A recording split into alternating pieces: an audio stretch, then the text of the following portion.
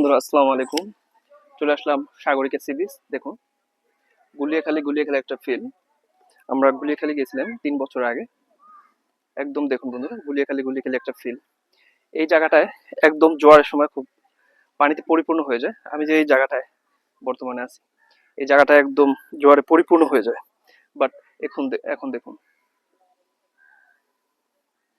Just অসম্ভব সুন্দর একটি প্লেস। চট্টগ্রাম শহরের মধ্যে এরকম একটা প্লেস জাস্ট অসাধারণ। আমরা যদি একটু সামনেরটায় দেখাই, এই হলো সামনের ভিউ। দেখুন, ছোট ছোট ঢেউ আছড়ে পড়ছে।